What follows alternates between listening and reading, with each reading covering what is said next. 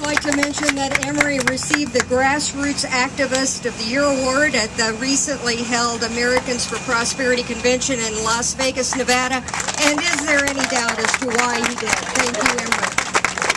We have one more speaker before we'll need to load up the bus and roll on to the next stop. Alicia Davis is with us, and she would like to share a few comments that are on her heart. Lisa? Hello. I myself am post-abortive, and I'm part of Silent No More, but I also work with, I've literally known and worked with hundreds of post-abortive women. And everything that you're doing is just awesome, but I really want you to hear the faces and the stories that I hear.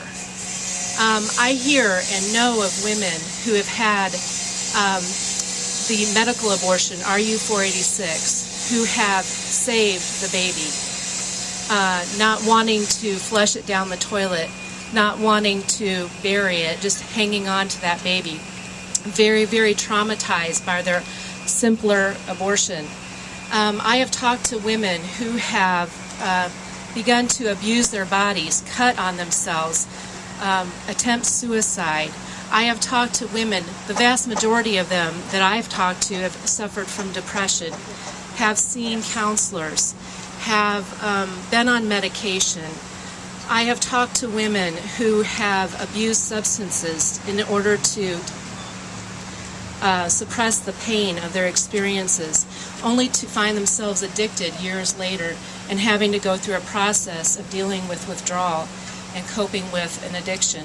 I've talked to people whose marriages have dissolved and who, were it not for the abortion, probably would have had a much more successful relationship with their parents, the people that sometimes they were part of the reason that they had the abortion in the first place.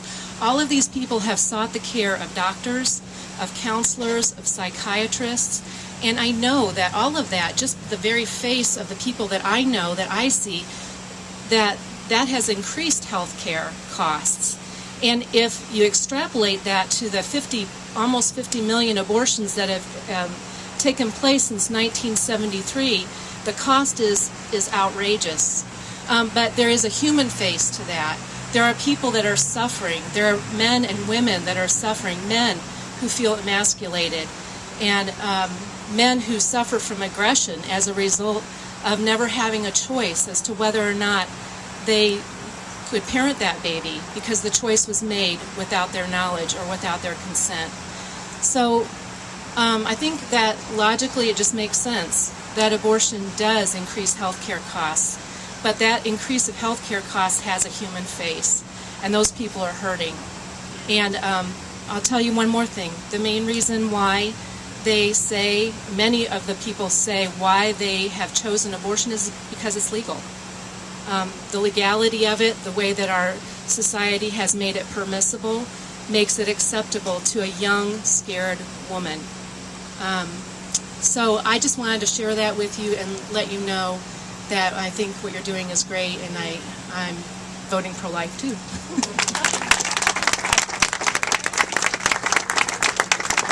You know, when we hear speakers, there is never any more poignant time than when a woman bears her soul. And she talks about the tragedy of abortion in her own life. And God bless you, women, for your courage. Thank God there is forgiveness and there's healing. And your voice is a voice like no other in this pro-life movement, because you know the heartache of abortion. There's not just the baby, there's a victim. We know that. You know, at a time in America where the majority of Americans self-identify as pro-life, we have the most pro-abortion president in history that said he would enact the Freedom of Choice Act, which would do away with all the state laws restricting abortion. We have public funding of abortion in so-called health care legislation that these people have so aptly stated would increase the cost of health care, not decrease it. And if there ever was a time in America when we need character in elected officials, the time is now. when we face all of these challenges. Brad Ellsworth had an opportunity, and he was found wanting. So his votes have consequences, but the action of the pro-life community in Indiana have consequences. I mean, you can and have made a difference. I'd just like to tell you that most of us in states that are not like Indiana, I'm from Colorado, one of the most pro-abortion laws in the land in 1968, prior Roe v. Wade was passed in Colorado, and we are still reaping the whirlwind. And I'd like to just encourage all of you today and tell you that your pro-life stands and your pro-life actions will have great significance. And it'll affect people that you'll probably never even meet. But God bless you for your strength in this pro-life community.